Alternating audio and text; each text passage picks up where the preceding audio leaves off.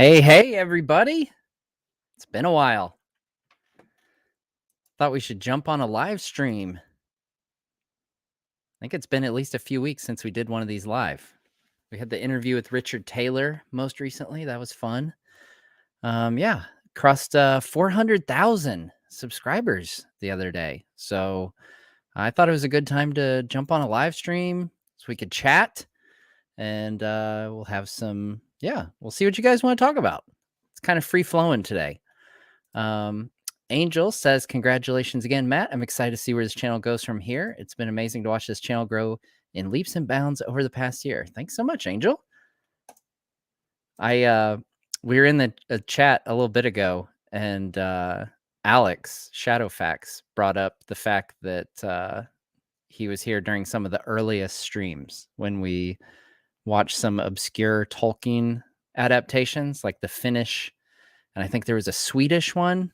Maybe that sounds right. But yeah, so fun fact, if you go back and watch my interview with Stephen Hunter, who played Bomber in the films, I actually found out the next day that I had COVID, and I felt like garbage throughout that whole interview, but I was bound and determined I was not going to reschedule it. And so I got off that live stream and I told my wife that was like my Jordan flu game. For those of you basketball fans out there, that was my Jordan flu game moment. So there you go.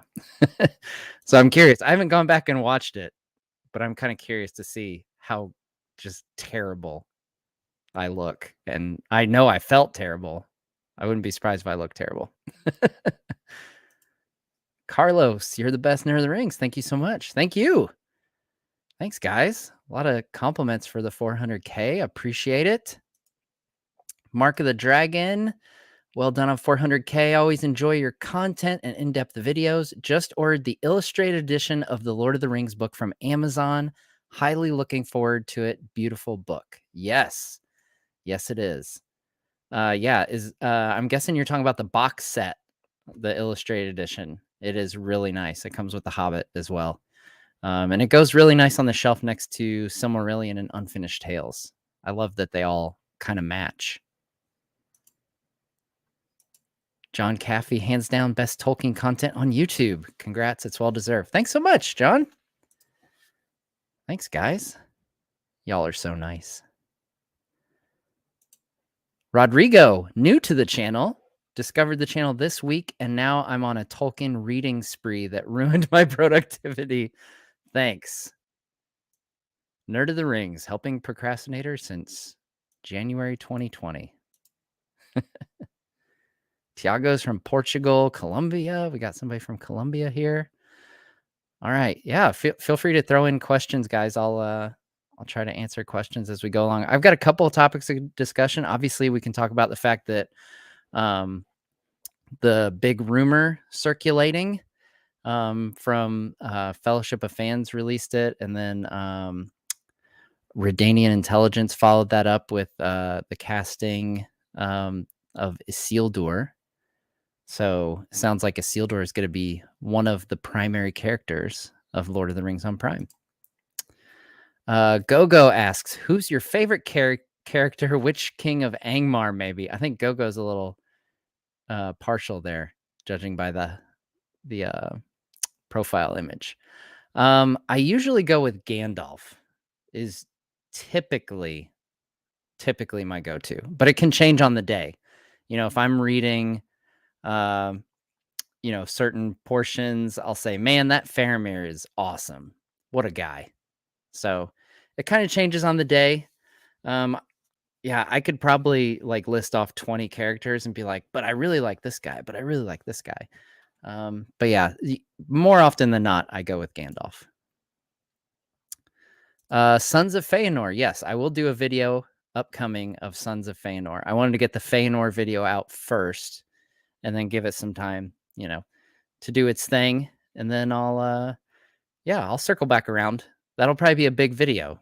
He's got a lot of sons, And speaking of that, from the nature of Middle-earth, it kind of goes into, and we'll go in more into nature of Middle-earth here in a little bit, but it describes how having kids, like actually takes energy out of the parents to like make the children kind of thing, which I feel like any parent would be able to tell you that, like, duh. But I guess it's especially so for elves. So the fact that he has 7 kids, because they point to that as the fact that elves don't typically have a whole lot of children, but Feanor did, by golly. Anna Rose, proud supporter. Congratulations. Can't wait for 1 million. Man, that would be crazy to get 1 million and get like the gold play button thing. Man, that's crazy. I mean, it's possible. I'm not counting any chickens, but man, I never dreamed that this channel would be where it is today. So who knows? Never say never. Brandon Kelly, congrats on 400K. Any sneak peek for anything in the works?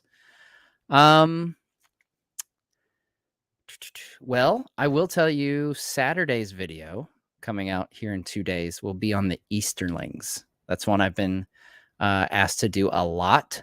So I am finally getting that one done. Be a nice, big, beefy video on the Easterlings. So aside from that, I've got some stuff coming up for the holidays. I thought about doing a bonus video of like a Tolkien gift guide. Like if that sounds like something you guys would find interesting, let me know here in the chat. Yeah, I thought then you can send it to all your friends and family who are going to be shopping for you. All right, let's see here. Want to make sure I hit up the super chats. There it is. My scrolly went crazy there for a minute. Kyle Edwards, thanks so much for the super chat. Love your content, man. Just finished reading the Silmarillion. Amazing. Congrats. That's awesome. I love when people share that they just are either just starting or just finished or are, finally tackling the Silmarillion after it being too intimidating previously. Yeah, that's awesome, man. And thank you for the super chat. Yeah, Silmarillion's one of those, like, it took me, I had to go like read it with the audiobook in order to get through it the first time. It can be pretty dense. Feanor vid was excellent. Excellent. Thank you so much. Your videos are what got me properly into Lord of the Rings. I watched the movies a bunch before, but I wasn't big on the lore. Greetings from Northern Ireland. Murky does random stuff. Murky here is up pretty late, I'm guessing, for Northern Ireland. It's 8 o'clock here where I am. So, gosh, it's got to be like 1 o'clock in the morning or something, right? Somewhere around there.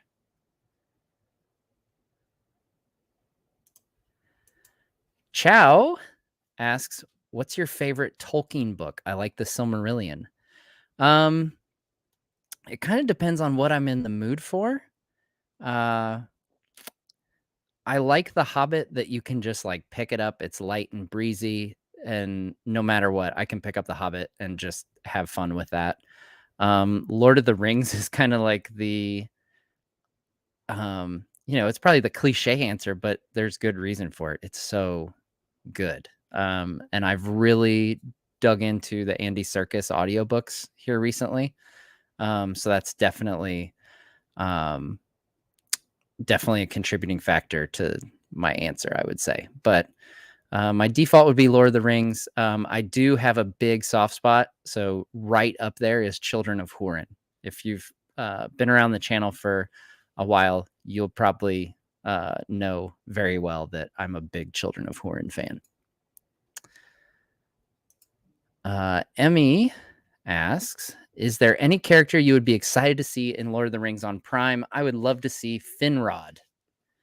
Well, supposedly Finrod is the character that's in the image that they released for Lord of the Rings on Prime, that we saw Valinor and the two trees the person standing in the foreground, I kind of thought that maybe it was Galadriel with her hair up, but apparently it is her brother, Finrod, probably in a prologue of some kind.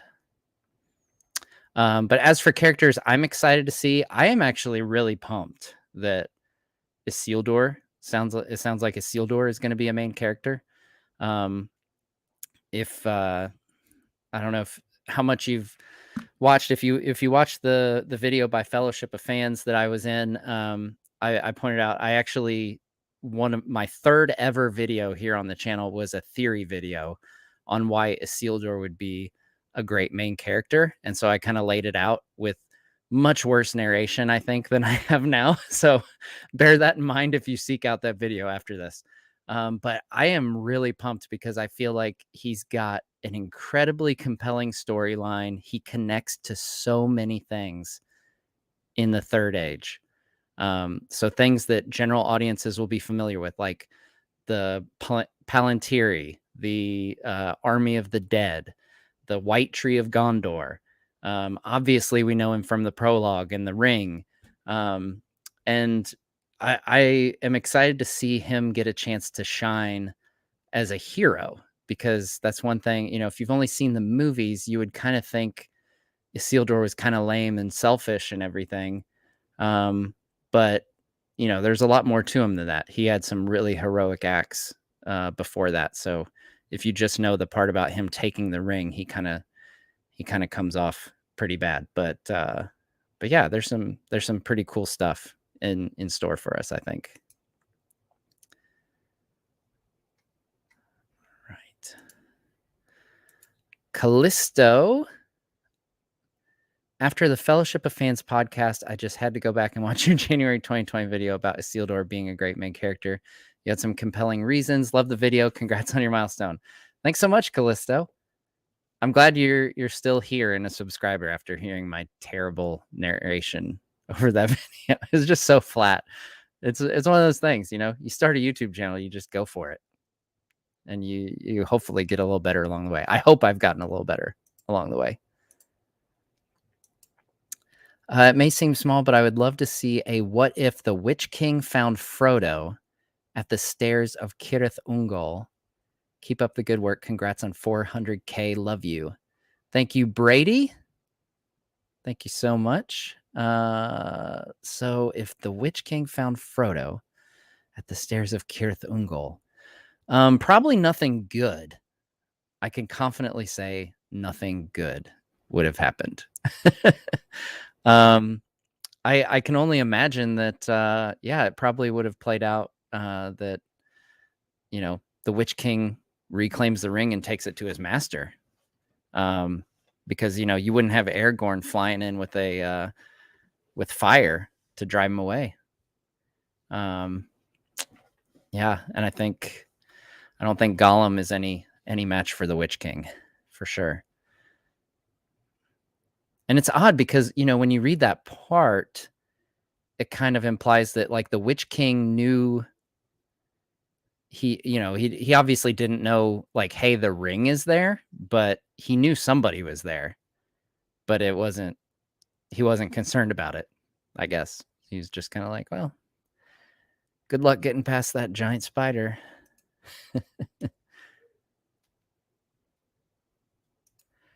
Do you think we will see Olorin?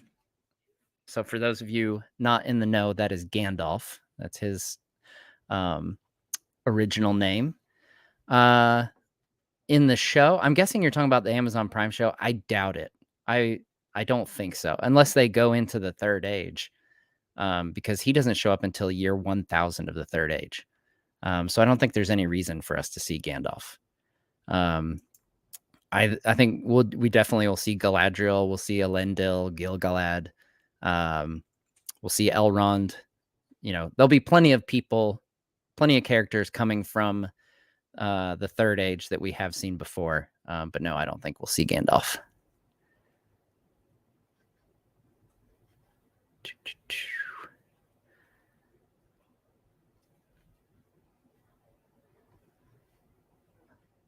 Oh, behind the scenes question here. Of Gondor asks, is your mic Shure SM 7B, or do you have a naturally great talking voice, or both? I actually don't like the sound of my own voice. I don't like listening to myself, which is funny because I edit myself all week long. This one is actually, it is an Audio-Technica 2020. Yeah. Which is a pretty good mic for sure. So I'm sure it helps. I'm not banking on that my voice sounds good for sure. As a man, my pronunciation, I'm sorry. I was a man. I'm greatly impressed at the quality of your videos. What tools do you use to make the tokens, the circular portraits in your vids? Thanks much. I use Photoshop for all those. So I'll go through. The nice thing about those is I can reuse them from video to video. But if I'll go through my script and see if there's characters that I have not made yet, then I'll go into Photoshop and make those as I'm toward the beginning part of my editing process. So I try to accumulate all my assets into Premiere and then edit from there. So I'm not going back and forth creating tokens as I get to them. So yeah, but I use Photoshop.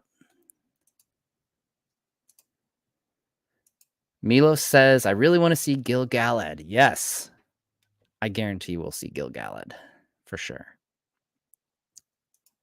I think I saw Men of the West in there too. Shout out to Men of the West. Josh Youngberg, what are you using to edit the video? I'm using Premiere, Adobe Premiere. I've used that for quite a long time now.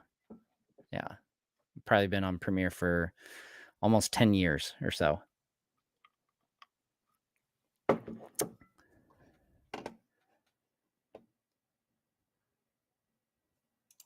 Oh, this is a great question. Micah, as a Tolkien fan, I hope to someday introduce Tolkien's world to my children if God blesses me with them.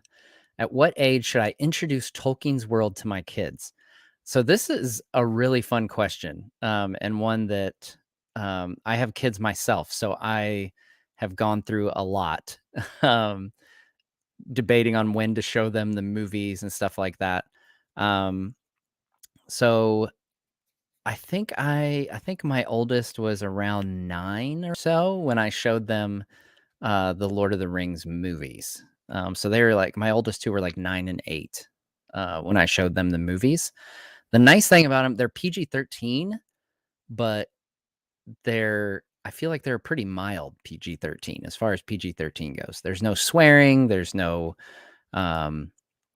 sexual content. The violence really isn't that over the top. I mean, you see some orc blood here and there, but for the most part, it's pretty bloodless. So, yeah. But aside from that, I think I might have read them The Hobbit earlier than that, actually. But yeah, I'd say as early as they show any interest, read them The Hobbit and do voices. It's always more fun with voices. So get out your Gollum impression for sure.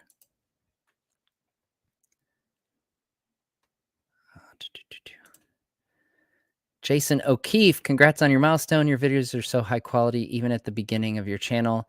Did you have experience making videos prior? Also, any plans to make an Arwen video? Thanks. So yes, I will eventually make an Arwen video. I'll probably, Lord willing, I will make videos for every Tolkien character at some point down the road.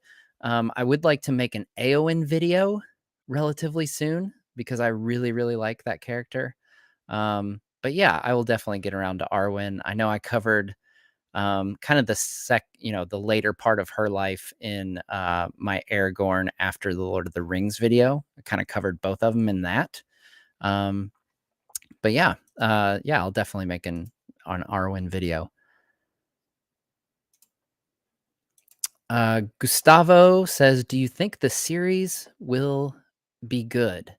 The Amazon series? It's hard to say right now. We haven't seen anything. We've seen an image. That's really the only thing we have to go off of. I have high hopes for it. You know, um, I've always kind of taken the approach with the show, like, I'm not gonna judge anything until I actually see it, you know? I know some people are super worried about it, but, you know, I had Corey Olson, the Tolkien professor, on, what seems like ages ago, but, you know, we kinda talked about um what did he say? He had a great term for it, like borrowing worry or borrowing drama or something like that. Like you know, you're worrying about something you have no control of and it's a long time away. Like it's still almost a year away. So I don't lose any sleep over it. I'm gonna give it every chance, you know. I'm excited that it's coming. I'm excited that we're getting more um Tolkien adaptations. You know, it's been a long time. And now we've got the Amazon show, we've got um you know, the Gollum video games coming out, the War of the Rohirrim anime. Like, it's a really exciting time to be a Tolkien fan. So, yeah, I'm pumped. I think, you know, the first image that Amazon released looked really, really good. That image of Valinor. Like, you'd be hard pressed to come up with a better image, you know, as your first release image of Valinor. I mean, it confused the heck out of people because we all thought, "Oh, it's gonna be something second age," and then they bust out something, you know, that's even before the first age with the 2 trees. But maybe that's part of their plan to confuse the heck out of all of us. But man, that image looked fantastic. So, I'm pumped. Nerd Cookies, congrats on 400K. Thanks so much, Nerd Cookies. Shout out to Nerd Cookies, wonderful channel here on the YouTubes. Wayne Fancher with $5. Thanks so much. Do you think Feanor will be in the Prime show? Um, if he is, I'm guessing it would just be something brief in the prologue, which kind of the prologue, you know, it's all rumors right now, obviously, but the prologue, people are kind of thinking the first 2 episodes might be like combined. So like we might get, you know, a couple hour episode or something to start off and it might be a prologue. But I'm thinking that's where anything first age or earlier will come into play would be in some kind of prologue. I think the bulk of this show is going to take place in the second age, given the synopsis that came out. But yeah, so Feanor might make like a cameo or something if I had to guess. It's all guesswork right now.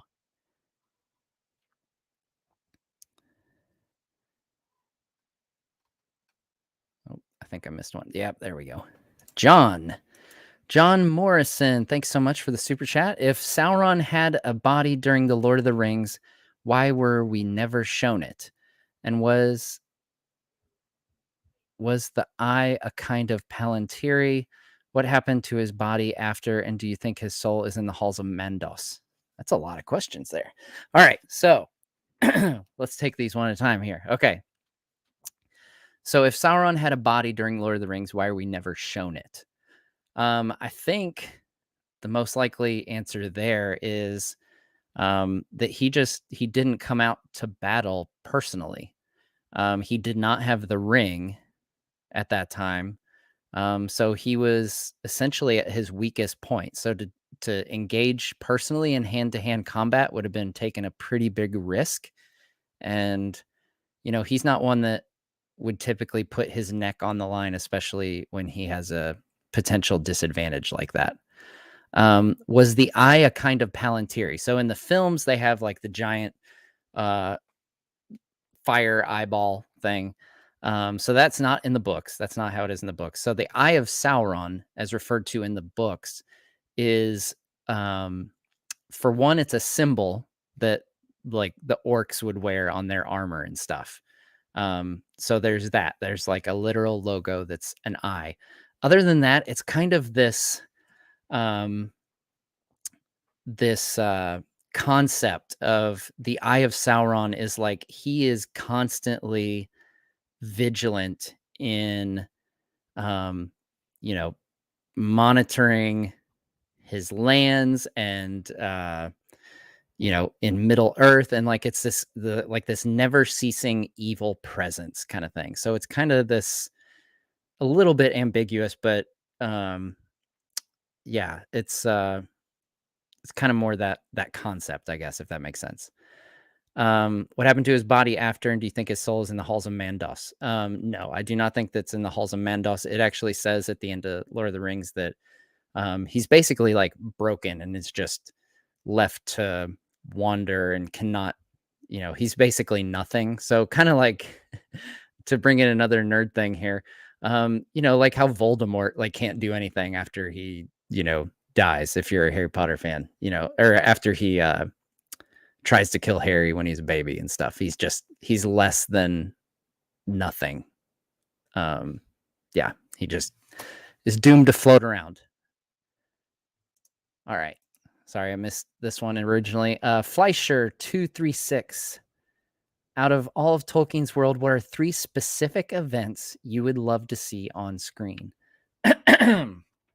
3 specific events. Man, I almost have to say War of Wrath because it's just so huge. Like, if it could be done well, like, I don't even know what it would look like, but I would want it to blow my mind. I would love to see Children of Hurin on screen as a TV series, probably. Yeah, I think having Glaurung and like that has some of my favorite dialogue. Children of Hurin, the dialogue between Hurin and Morgoth and Turin and Glaurung are some of the best exchanges between just these most evil of evil figures. Yeah. So there you go. That's kind of 3 events. The Nir Naiath Arnoediad from the First Age would be an absolutely gut-wrenching battle if done properly, because there's so many ups and downs in that battle, and it's so catastrophic for the elves and men and dwarves who take part. It's just a terrible, terrible loss for them.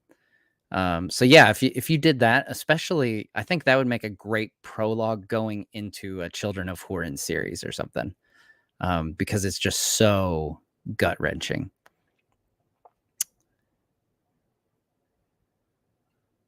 Oh, this is a great question. Okay, so of Gondor. So I was actually going to bring this up. With the Amazon show, do you think they'll smush the timeline and have the Forging of the Rings take place during the Akalabeth, or do you think they will do a time jump storytelling? If I had to guess, this is just my theory. I have zero inside information on this, so this is just me off the top of my head, or not off the top of my head, because I've been thinking about it ever since I heard the name of Isildur. If I had to guess, I think they will smush the timeline so that instead of the Rings of Power and the War of Elves and Sauron happening like 1600 years before Isildur's time, I think it'll happen while Isildur is in his younger days in Numenor. So I think it'll still happen so that the Rings of Power and the War of Elves and Sauron will come first, because Sauron can't be in 2 places at once, and he's the one who brings about the fall of Numenor. So I think we'll see, right from the get-go, maybe there's a conflict going on with Sauron and the elves, or one brewing, something like that. And then, maybe at the end of season 1, maybe season 2, like Sauron's defeated by the elves, so then he goes to Numenor, something like that, maybe. But I think it'll probably be at least a couple seasons before Numenor falls. That's just my guess, because I think they're going to introduce, if you've got Isildur, you've kind of opened the door for Pharazôn to be your villain in Numenor. So you've got a villain in Numenor and a villain in Middle-earth there.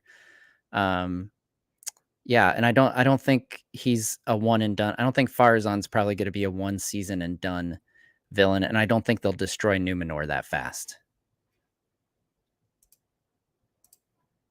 Ephraim asks, when did you start your channel? January 2020. So what is that? So 1 year and 10 months ago, approximately. Talking Panda ever going to do a video on Tuor and Gondolin? Absolutely. He is very high on my list, actually.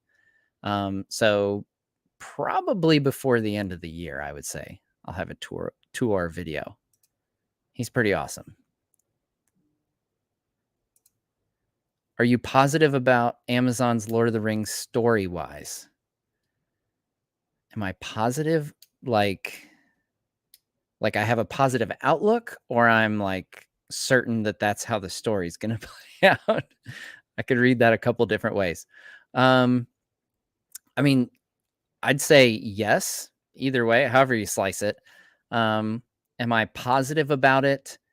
I am optimistic about the time period. I think it's a really compelling time period.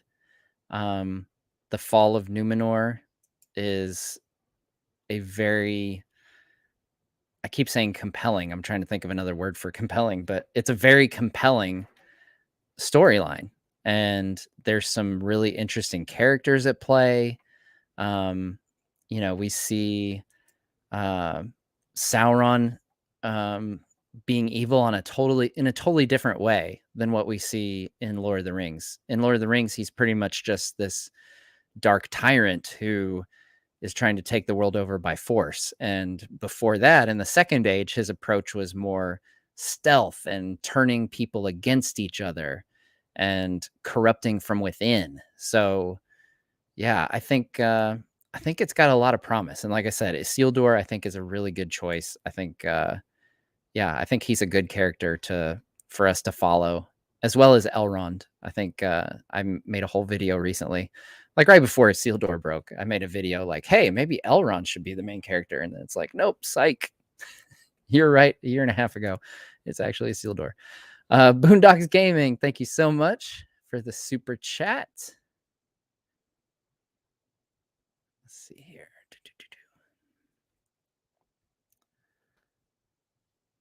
Oh, of Gondor says, yeah, the first 2 episodes, prologue, calling it. Brody says, I remember when you were having your 10K sub stream. Great job on all the content and progress. Thanks so much, Brody. Yeah, that was a while ago, for sure. I can't remember if that's the one where we watched a random, like, European adaptation, like Finnish or something, but one of them was there. Oh, this is a good question. Boondocks Gaming, what are your thoughts and feelings on the Lord of the Rings films? Any parts you like in the film more than in the books? I love the films. That is how I originally got into Lord of the Rings. That's how I was introduced to Tolkien, period. I had no previous knowledge. It's funny. I saw Dune recently, and that was one of the few times in between watching Fellowship for the first time and now that I had no previous knowledge of the source material. Pretty much any other adaptation I've watched, I had some kind of baseline knowledge. But yeah, I went into Fellowship of the Ring, had no idea about any of it. And ironically, both Dune and Fellowship kind of end on cliffhangers where you're like, what is there? Is there more to this story? Turns out there is. Spoiler alert. In both cases, there's more to the story. But yeah, I won't spoil anything about Dune plot-wise or anything. But yeah, as far as any parts in the film I like more than in the books, I can't think of any off the top of my head. Yeah, I mean, there's some I know the reverse. Like I like in the books more than in the films. Like Gandalf versus the Witch King, I much prefer in the books as opposed to the films. But I think they're fantastic adaptations. Yeah, as someone who took kind of a unique entry into Tolkien by watching Fellowship, watching Two Towers, then reading all of them, Hobbit through Return of the King, and then watching Return of the King. Yeah, it was. I think they did a great job. It was a testament that I watched Return of the King and I was like, holy cow, they did it. They stuck the landing. This is awesome.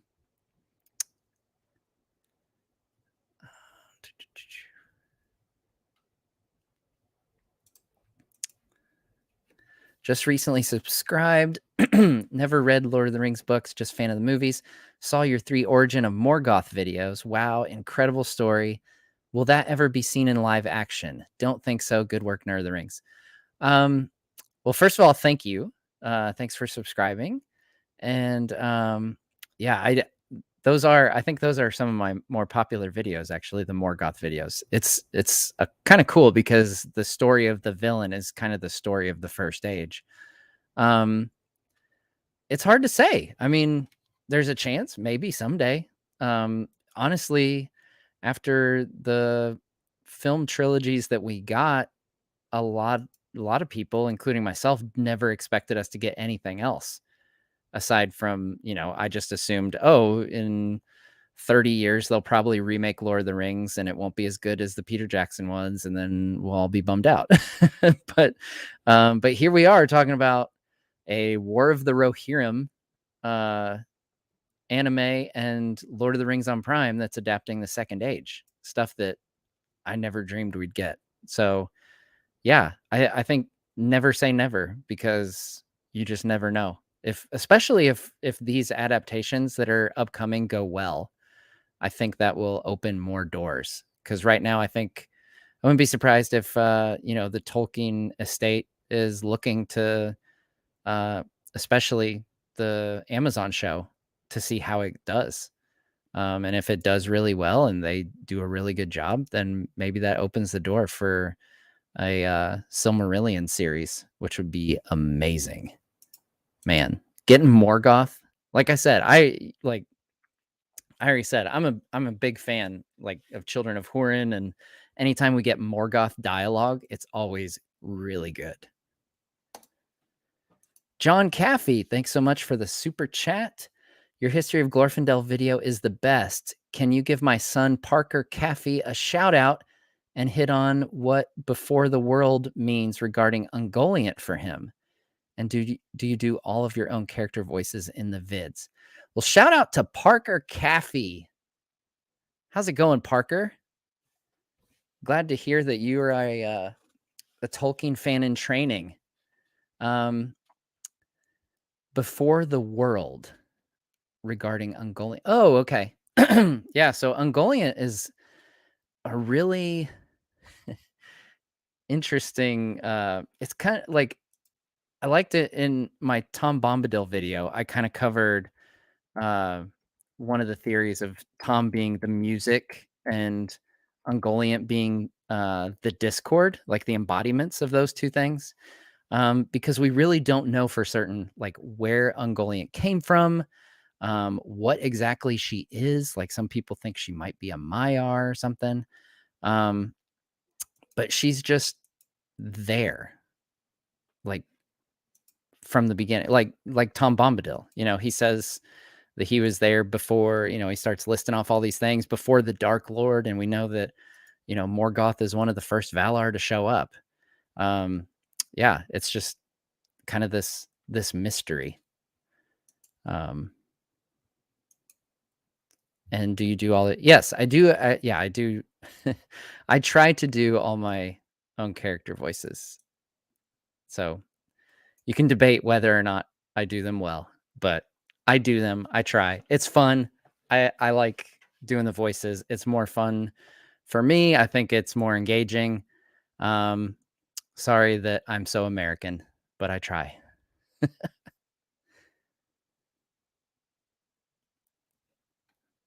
Oh.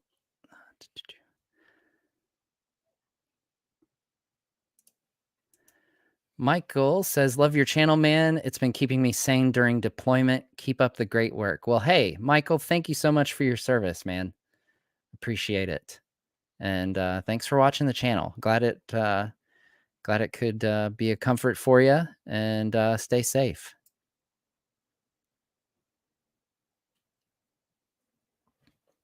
All right.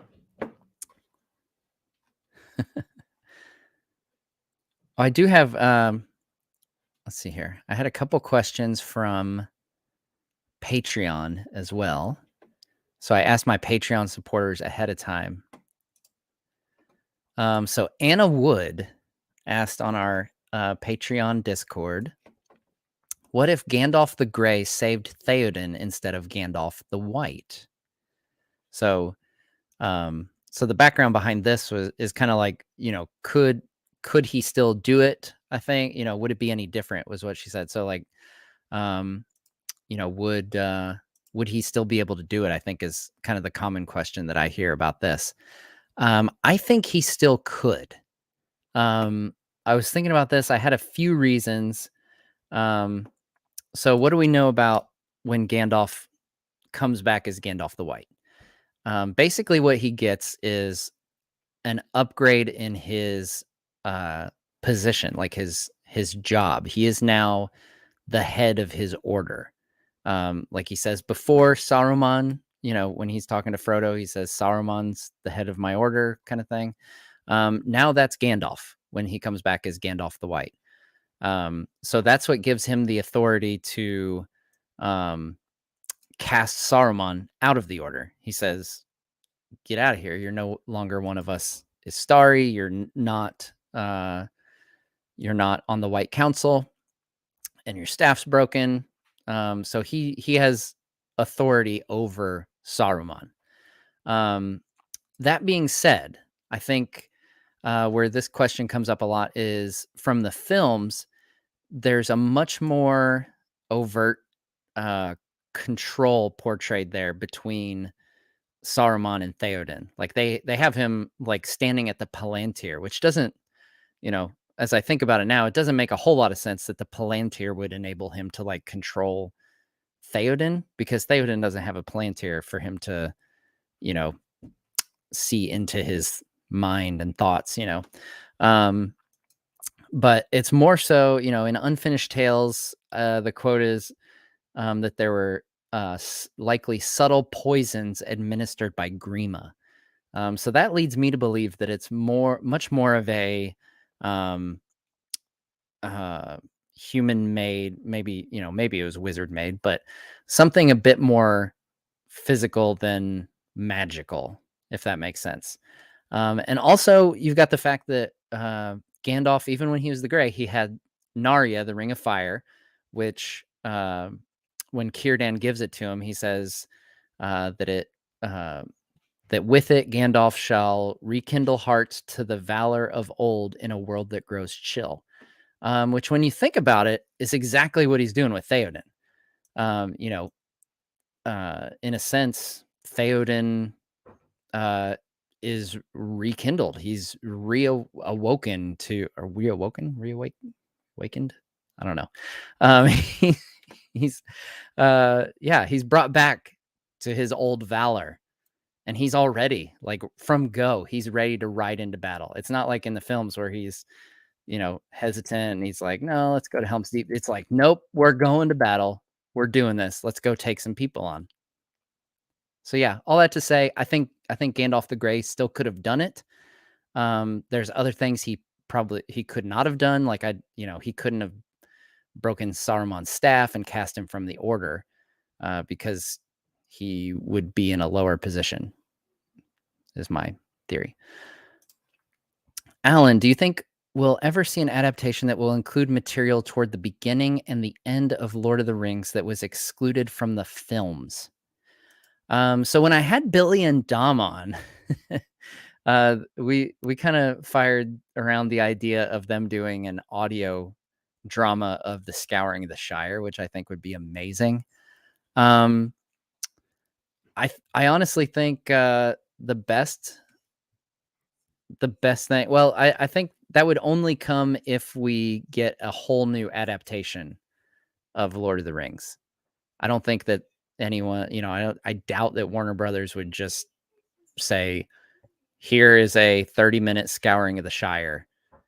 They're not going to do that, especially live action. I don't see that happening. But I've long said, another one of my older videos is that they should they should do Lord of the Rings as an animated series.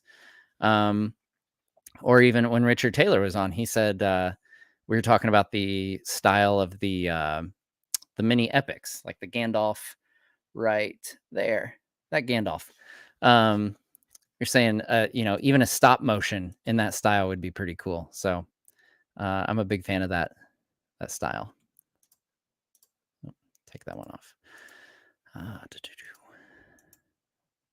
Sergey, love your videos. I would love to learn more about the Hobbit and all the family lineage. Lineage. I guess I didn't go over the lineage as much. I did have a recent video that was the history or the origin of hobbits, or something like that. Or it's just a couple weeks ago, but I forgot the title of my own video. So we did go over kind of like where hobbits came from and how they came to be and when they show up and everything. And that would be an interesting one because the hobbits do have pretty well laid out family trees. Like we know that, how Merry and Bilbo and Frodo are related, and they're also related to Pippin. And there's a lot of, cousins twice removed or one, removed from each other and all that stuff. So, I'll have to look into that. That might be a fun one. Pando was watching Travels of Galadriel when you realized I was live. Cool. Well, thanks for hopping over. I hope you'll continue your travels with Galadriel after this. Gentry agreeing with my Theoden Gandalf the Grey theory. I think Narya could be a factor. We know that because it even says like Gandalf the Grey's just Gandalf in general, his strength is, he gives courage to people, which is essentially what he does to Theoden. Saruman of many colors. That's true, but it's a fake. It's just his own creation, of many colors. He who breaks a thing to find, what is that quote? He who breaks a thing to find out what it is has left the path of wisdom, I think, is the Gandalf quote. It's a really good one. Ian, thanks so much for the super chat. Do you ever think about how Tolkien could have easily been killed in the Somme? I don't think about it often, I guess. But yeah, I mean, that's definitely a very real thing, like he was in battle in the trenches. And it is kind of crazy to think, like, as crazy as it is to think that this all came from one person's mind, it is, as you bring it up, I guess it is kind of crazy to think we might not have had it at all if things had gone differently. Sergey, love the hat. Is it part of your merch? It is not, actually. I bought this on, I want to say it was Warner Brothers shop. I want to say it's like wbshop.com or something. But this is the hat that the Weta people, I believe, wore on the set of The Lord of the Rings. So they would know, like, anyone who needed an effects person or something like that would know to look for the eye of Sauron on the hat. So, but they sell them on the Warner Brothers shop. So, no, I wish I had hats like this. I need to do hats. That's one thing I haven't done merch wise. I've so far just pretty much done t-shirts, but I do want to I want to get a Nerd of the Rings hat going because I enjoy a good hat. Rodell says, "Hey, I used to binge watch your videos instead of studying. Keep up the good work, man." Well, hey, I'm glad I could help you procrastinate, I guess. It sounds like you got through the videos, so that's good. So now you don't have I don't have to interfere with your life too much. All right. So I had another fun thing here for us to chat about. It's the Valian years from Nature of Middle-earth. This is pretty cool. So, first of all, shout out to Delwyn, who is one of my supporters. I can't remember if Delwyn's on Patreon or YouTube, but he's also in the Discord. So if you support the channel either here on YouTube or on Discord, you get access to our Discord server. And it's really fun. We've got, suggestion box for upcoming videos. I'll do polls once in a while and let supporters pick the next video. We exchange theories. We talk about the show coming up, the movie coming up. We have a book club that is going through 1 week at a time. And the goal is over a very long time to go through every single one of the Middle-earth books. So we are currently, I can't remember what chapter we're on. Okay, so this is really kind of crazy, but we hit the chapter where Frodo wakes in Rivendell, and Gandalf tells him that it's October the 24th. We were reading that chapter last week when it was actually October 24th. So that's pretty crazy because we started with The Hobbit like months and months ago. So yeah, it's been going on for quite a while. But yeah, little plug for the Patreon and the YouTube support there. So if you're a member on either of those, you get access to all that. So I'm going to bring up my screen here. But Delwyn went through in Nature of Middle-earth. If you're not familiar, the Valian years changed. Well, not changed. So it's kind of like a as we were talking with Carl Hostetter, the editor of this book, Tolkien canon is kind of a mess to try to figure out. Like I asked him point blank, like, how do we decide what's canon in Tolkien? He says, I have no idea.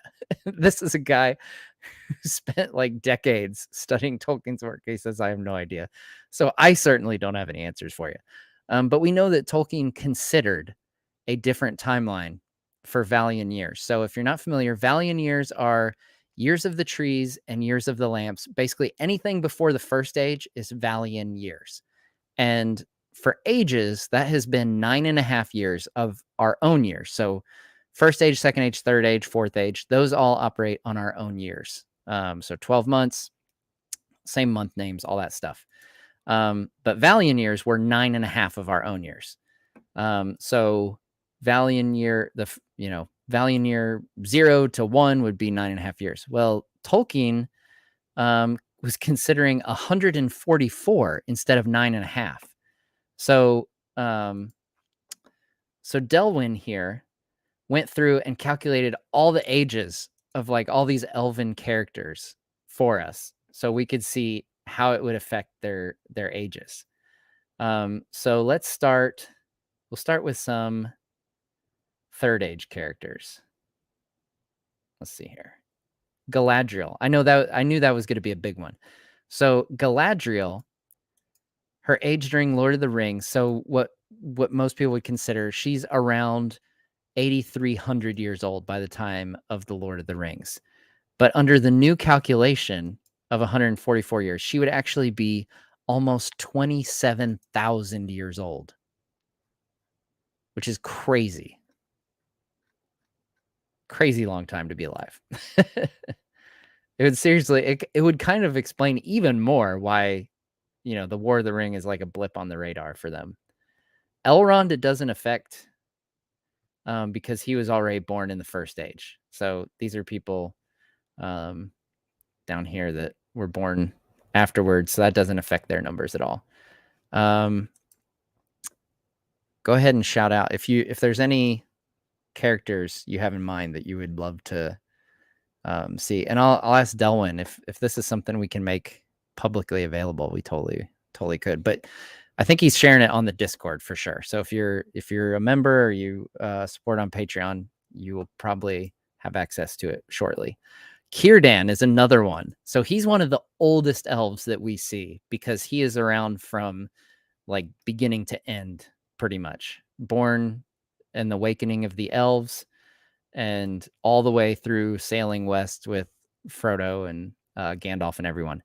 So he goes from somewhere around 10,800 years old to possibly up to 71,000 years old, which is crazy. So old.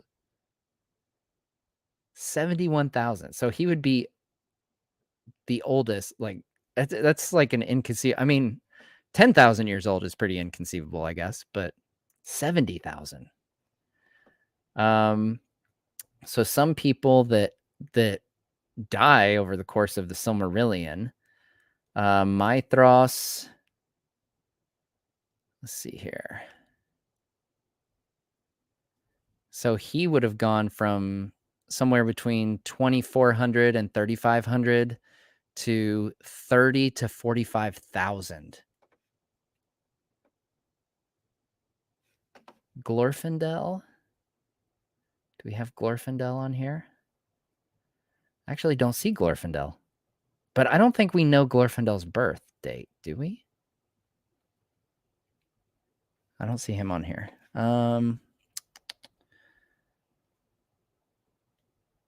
Do we know anything of Legolas's mother? We don't. We don't know anything at all about Legolas's mother. Thranduil, all we know is that he was born before the year 507 in the First Age, so he's probably a First Age baby, so it wouldn't affect his, but he's around 6,500 years old. Meglin. We don't have Meglin. Who else do we see? I think someone asked about Feanor. So Feanor would go from 3,100 years old to 47,000 years old. And someone else brought this up when we were talking about this in our Discord. Someone brought up the fact that, you know, when they banned Feanor from Valmar, or Tyrion, how it's like he has to go away for a year or something, and he like spends a year away, and they're like, oh, that's not bad, even, you know, for elf 9.5 years, but 144 years, that's a lot. It's a pretty good chunk of time.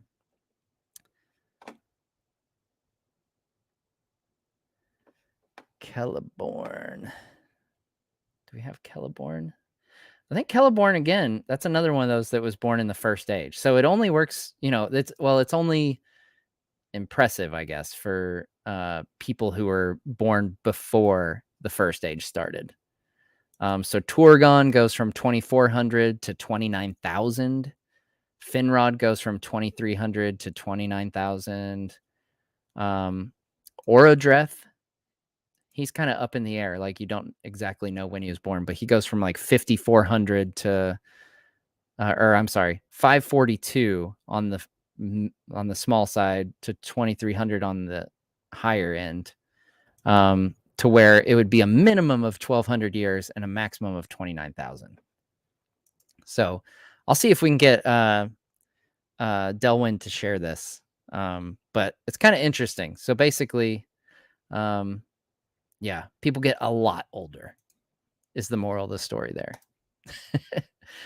Josh Youngberg, no question, just wanted to say thank you for the beautiful content and for helping create a community that has inspired all of us.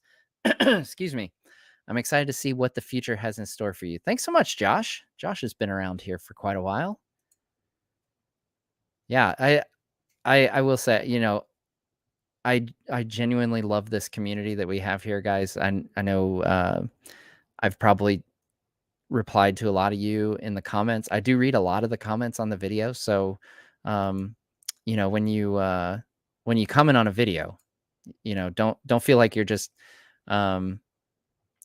you know, shouting into the void kind of thing. Cause I read a lot of comments. So I don't always respond to all of them, but I do read a lot of them, and I try to respond or leave a like on a lot of them. And I appreciate all you guys watching the channel and liking and sharing and subscribing. It's amazing. I love this community. So thank you for making this happen. Kicknob says, I love the Discord so much. Yeah, it's a lot of fun, guys. The Discord's a lot of fun. There's messages going on in there all day, every day, pretty much. Sunfei says the Andy S narrations are so very nice. Indeed. Absolutely. They're fantastic. Voice of the Rings, friend of the channel. Congratulations on 400K. Your channel is awesome. Thanks so much, Voice of the Rings. Voice of the Rings is my go-to guy for Lotro, Lord of the Rings Online. I haven't played in a while. I need to get back on there. But whenever I have a question, I either go watch one of his videos on his channel or I message him and say, help me do this. What am I doing wrong? Because he's the expert. He's my Lotro expert.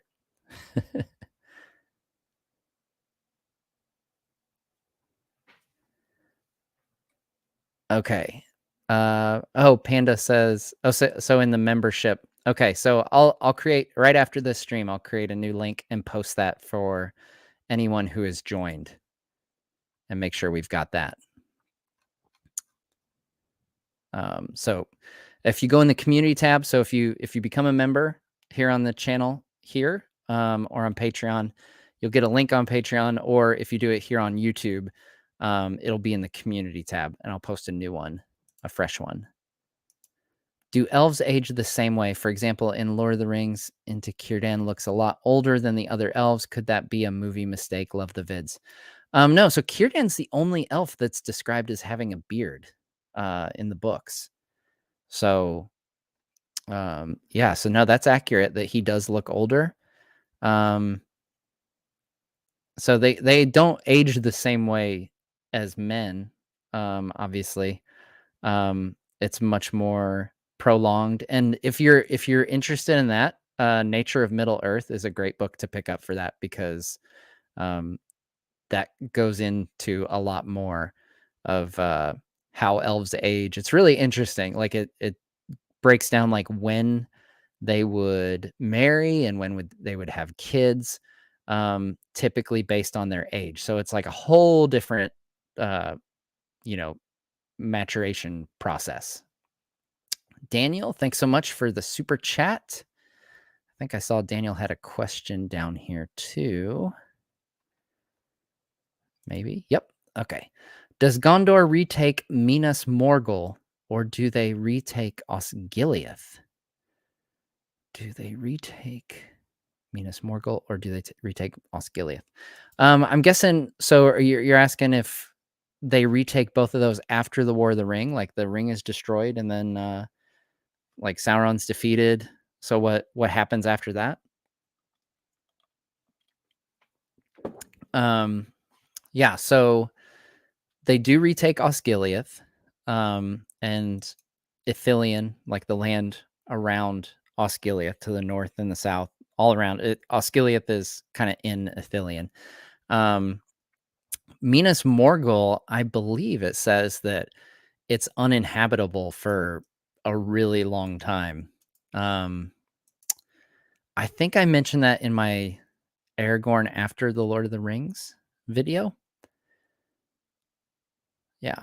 I think I go into a little more depth there, but I know for a certain amount of time, at least, that Minas Morgul is uninhabitable by men. Big AB, are you going to appear at any conventions soon? Man, when you phrase it like that, it makes it sound like I'm going to be like a featured person. I don't see that happening, but I might show up at one and attend one.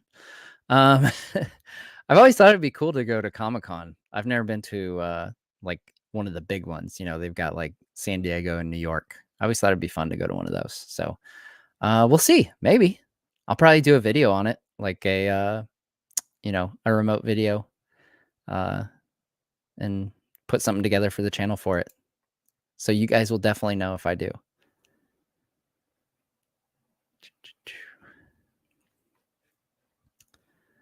Ryan Turner asks, how old is Tom Bombadil? Is he a godlike being? Sorry if you covered this already. I just tuned in from Canada. No problem, Ryan. So Tom Bombadil is like old as pretty just about anything. Yeah, you should check out my Tom Bombadil theories video for sure. That'll give you as many answers as I have, which isn't a lot. Tom Bombadil is a huge mystery. So we can just guess when it comes to Tom Bombadil. But we know he says he was there before the Dark Lord, which kind of implies that he was around um, pretty much with the creation of the world. Because shortly after that is when the Valar go down to the earth, among whom is Melkor, the Dark Lord. Jason O'Keefe, why was Arwen allowed to live 2,700 years and then choose immortality? Isn't that receiving the gift of men and elves?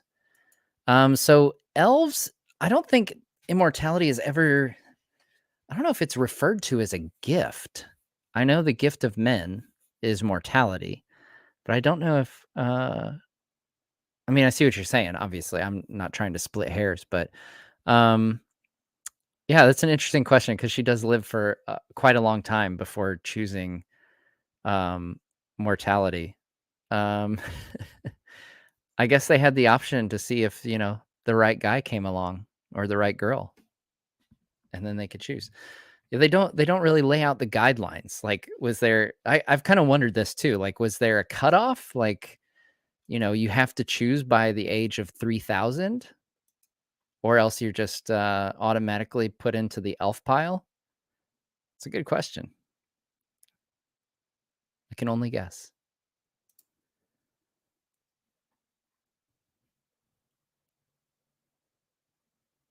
I will say the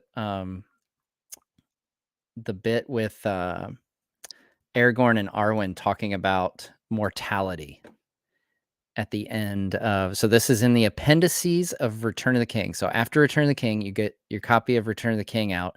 In the appendices, there's a section called The Tale of Aragorn and Arwen, and you should read that, the entire thing. It is great. It is a huge chunk of what I used for the script of my Aragorn After Lord of the Rings video. And there's a conversation in there between Aragorn and Arwen as Aragorn is on his deathbed. And Arwen says that she finally understands why Numenor fell. And it's very pertinent um, to the Amazon show, if you think about it. I mean, they're going to be dealing with this, the fall of Numenor, and it's all because Sauron, even before Sauron, like they became envious of the immortality of elves, and they coveted that immortality. And so when Sauron comes, they're primed for him to take advantage of them, and he convinces Farazan that he can take immortality by force by attacking the Valar. And like for Arwen to say that she understands, she used to look down upon them because they fell, and we're kind of weak in that way, kind of like what we see Elrond in the Peter Jackson film, like men are weak, kind of that kind of attitude toward him. But then she gets the bitterness of mortality. So yeah, powerful stuff. You should totally go read the Tale of Aragorn and Arwen in the appendices. Hitton, thank you so much for the super chat. Why did Tolkien decide to deviate so much from the original Peter Jackson movie storyline? I started reading that like all serious. I was like, oh, getting into my analytic mode and everything. That's a good one. That's a good question. I don't know, man. It's like, why did he cut the love triangle out of The Hobbit? You know, he cut the Hobbit trilogy down to a single book. Can you believe that? Oh man.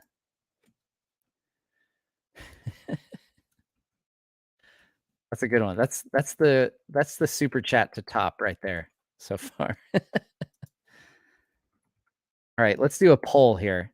I didn't know that I had this capability, but I can do polls in the chat. So I'm going to pull up a poll in the chat. Whether you're excited for Isildur. in Lord of the Rings on Prime. So we'll pull that up. See what you guys think. The Hobbit abridged. All right, we've got it going. 89% so far. 89% saying 90% saying they're excited for Isildur. Panda asked, have they announced the cast yet? No. So there's not even, so Isildur isn't official. It is like very strongly rumored, I guess would be the way to say it. So Fellowship of Fans is the one who broke the news. And, they have a good track record, which is part of the reason that, I came on their show. And, when we got talking about the rumor that they were going to publish, they've got a good track record. So that's why I felt comfortable going with it. But it sounds pretty promising. I got some inside info from them that made me feel confident that that's what's happening. But no, they have not officially announced a cast yet. So Redanian Intelligence, which was, they came out like the next day or 2 days later. And they said that Maxim Baldry, I'm not sure how you pronounce it. Maxime Baldry was cast as Isildur. So if you're familiar with the cast, they announced they announced the cast, I should say, but they didn't announce who was playing who. They just sent out a bunch of headshots on social media and said, here's our cast, and then just left us to guess who everybody is. So we don't know for sure, but that's what's been reported. Benjamin, thank you so much for the super chat. How are some elves so powerful? For example, Glorfindel being able to fight Maiar, Feanor's crafting, and Fingolfin 1v1ing Morgoth. So the elves, particularly elves from the First Age, there's definitely a difference between the ones who have beheld the light of the two trees and those who have not. So the farther removed you get from them, kind of the less all powerful that that you get. I wouldn't say all powerful, but you know what I mean. They there's kind of a different tier to it, to their power and their seeming might. So yeah, beholding the light of the two trees is a big thing. It's kind of why Galadriel is so awesome, because she was there from the beginning, and Círdan was there. So yeah, they're pretty awesome. If you'll recall, Fingolfin, I mean, he was admirable, but he still got crushed in the end. They definitely have their faults. Feanor, he's got a couple faults, mostly personality. I will say Glorfindel, so he's even more powerful when he comes back in the Third Age, which is pretty awesome. It's kind of it's a bummer that he got cut out of the films. I understand why they did it, but it is kind of a bummer. I didn't know it at the time because Fellowship was my first experience with Tolkien. But after the fact, I'm like, man, I want to see this Glorfindel guy in action. Maybe, I don't know, maybe we'll see him in a future adaptation. All right. So 88% of you are excited for Isildur in Amazon Lord of the Rings on Prime. That's a pretty good percent. So good job, Amazon, I guess, for picking Isildur.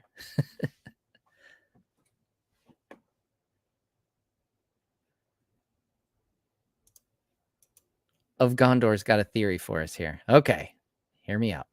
I have so many sentences that start like that, by the way. Isildur is using the Palantir, and that's how we see all of the events of the earlier Second Age, i.e. War of Elves and Sauron. That's interesting. So the Palantiri I'm trying to remember when. I don't know if does it say when they're given to the men? Hmm.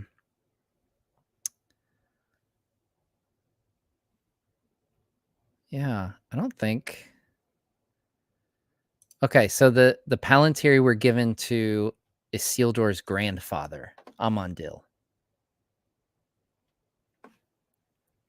So yeah, I mean, they could have Palantiri, but it kind of implies that he gives them all 7. So yeah, I don't know. It doesn't sound like the elves kept any for themselves. So it's kind of like giving somebody a bunch of cell phones and being like, "Oh, here, it's a bunch of cell phones for you and your family." It's like, "Okay, can I have your number?" No, I don't have one. I'm giving you all of them. So you can't get a hold of me, but you guys can get a hold of each other.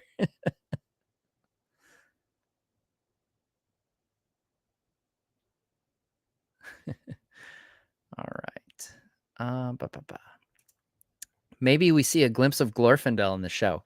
That is entirely possible because he actually shows up in the year 1600 of the Second Age, along with the Blue Wizards. So we might get to see the Blue Wizards. I would be really excited to see the Blue Wizards. They go to the east. I would also, so again, Saturday's videos on the Easterlings. I would love to see some of that storyline of the East, and especially with the Blue Wizards. I think that'd be great.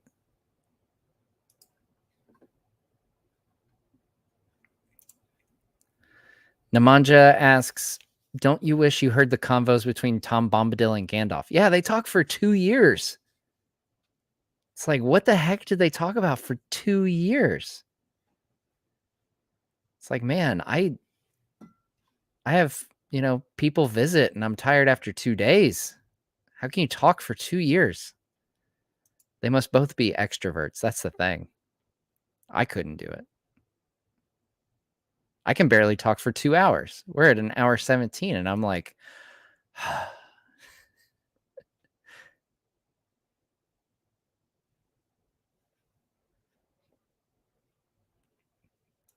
oh, this is a popular question. I've heard this a lot. And I've seen a lot of articles and stuff just like through Google and whatnot. Just, a lot of them are kind of clickbaity. Any chance we see Morgoth? If we see Morgoth, I think it would just be in the prologue. That's the only place it would make any sense. I think at most we would probably see like a glimpse of him, and that would be it. Like, I don't even think, like, as much as we saw Sauron in the prologue of Lord of the Rings, I don't think we'd even see Morgoth that much. Like, it'd be a partially obscure image where, we get kind of a glimpse of his power and how epic he is and stuff like that. But yeah, I don't see anything beyond that, because then you start getting into like, oh, well, there's this other bad guy, but why, if you introduce him and make him too much of a character, then it kind of gets confusing for more casual fans. Whereas they'll want to keep the focus on Sauron, I would imagine. Oh, I clicked on the wrong one, but hi peeps. Battle of Pelennor Fields project says hi peeps. Okay, so this is another common thing I've heard. Ryan Tanner says they can't do the first age. So there has been news. Again, this is just news that's kind of come out, kind of sort of rumors. I mean, it's a lot of it is rumors, but there are rumors and there's been news stories that they have secured some rights within the Silmarillion. Most likely the ones that pertain to Numenor, like the Akalabeth. So I don't anticipate we get a lot of first age. I think there could be, like I said, it's prologue stuff that ties directly into the story they're going to tell with the show. I think that's kind of the delineation that's been made there, is that it has to tie in. They can't just say like, "Oh, we're gonna, you know, talk about the children of Hurin for 10 minutes just because we want to." Like it has to tie into the story of Sauron and the Rings of Power. So it's gonna have some connection um to the characters that we're gonna see.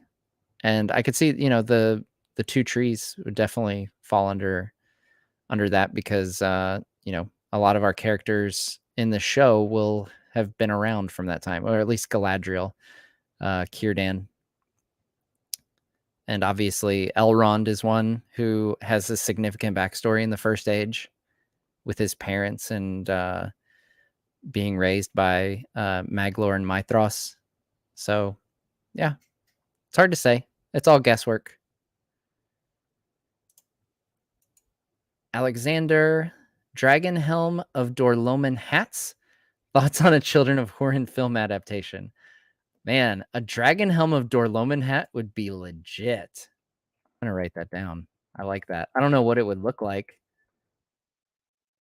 but I like the idea. You had me at Dragonhelm, so I'll have to look into it. If you have some design ideas, tweet them at me or something.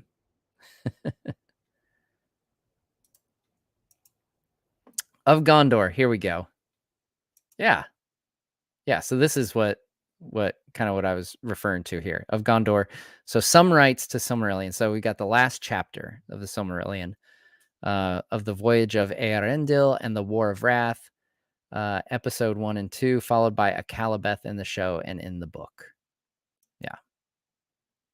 Because if you're going to explain how Numenor comes to be, Eärendil is a pretty big part of that. Elrond's father. He's a pretty big part of that. Which that is almost fully in the Silmarillion. I think it's mentioned in Unfinished Tales. But yeah, so it's hard to say. I mean, like nobody knows for certain. Like I've seen people say like they absolutely cannot do anything first stage. Like we don't know that. Like there's been rumors that they've got some rights to some stuff. And like we can guess, but we don't really know. Panda says congrats on 4 mil. Not quite there yet. That's still a ways away. Like 10 times as many. But 400,000. I appreciate it. Jazz music fan, thanks so much for the super chat. How does King Thranduil compare to Celeborn and Galadriel on age, wisdom, rank, and power? P.S. What are your thoughts on? I don't know what that second part means. Sorry, I don't know what you're referring to there. So Thranduil comparing to Celeborn and Galadriel. Thranduil and Celeborn might be not all that dissimilar, actually. Let me double check. Galadriel is way older than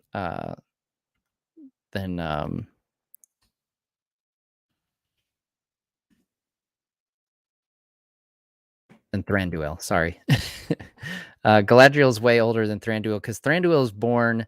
All we know is that it was sometime before, like, what was it, 350 of the First Age, something like that. As far as Celeborn, that's also kind of up in the air. But he wasn't one of the Noldor either, so he was already in Middle-earth as one of the Sindar. Sindar? Yeah. Oh, okay. Teleporno is a Teleran name meaning silver tall. Okay. I wasn't sure what you were referring to there. I was really kind of concerned that I might have pulled up a chat that wasn't appropriate, but I got you now. So yeah, Galadriel's older for sure. The other two are kind of up in the air on their exact dates. Do you think they'll let the elves have beards? Círdan would be the only one that would really make sense to have a beard. He's the only one that we know for sure had one. But yeah, leave the beards to the dwarves. Don't give them to those namby-pamby elves or whatever. I don't even know what I'm saying. Oh, man. Leave the beards to the dwarves.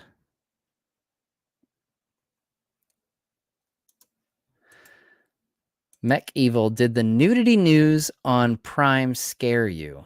Nudity doesn't have to mean sex. It could be a visualization of awakening of Iluvatar's children tortured by Melkor. Hurin finds his wife in the forest. I think you mean Turin finds his wife in the forest. Yeah, no, there's certainly nudity in Tolkien's works in certain points. I wouldn't say the news scared me. I was definitely concerned by the news. In the meantime, like since that time, I've heard that those reports were likely false. So I'm not as overly concerned about that. I think where the big concern with that was with the idea that they would make it into Game of Thrones type nudity.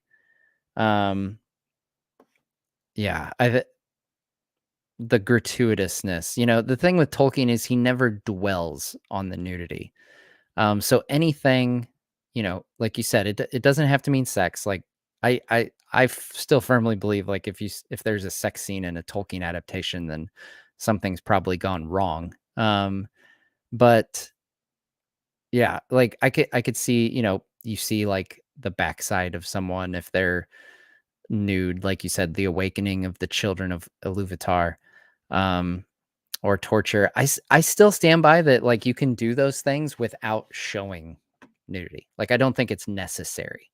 I've never really bought the idea that nudity is necessary to tell a story. That's just my personal opinion. You can totally feel free to disagree with me, but that's just my opinion. I don't think it's necessary to tell the Tolkien story.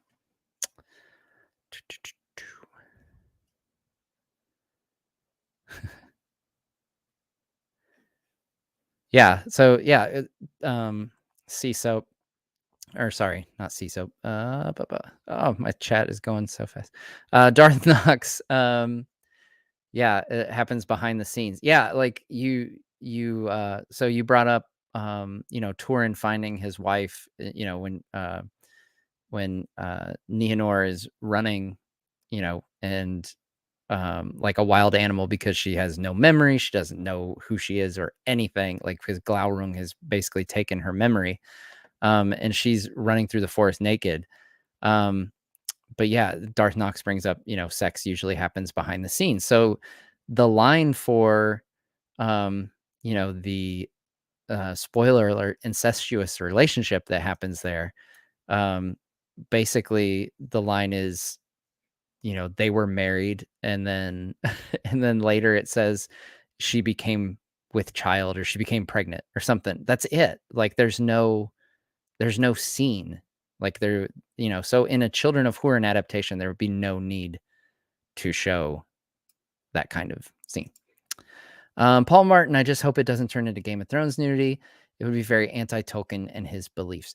Yeah, kind of going back some of my earlier streams, this when this was more of a hot button topic, when more people were talking about it. I would, it would still be a hot button topic if it turned out to be true. But I kind of said back then in some of those, like, I feel like, Amazon probably knows that. I think there was a lot of Game of Thrones related fear because, it was reported like Jeff Bezos wanted the new Game of Thrones. And I think what that meant, how I'm choosing to look at it at least, is like he wanted the next show that everyone was talking about and that, you know, okay, not everyone, but a lot of people were watching, and a lot of people were talking about. Like I didn't watch past like the first episode myself personally, but I kept up with the storyline. Like I know the vague storyline because I had friends who watched it, so they would fill me in, and like I knew there was captivating, storylines at play and everything.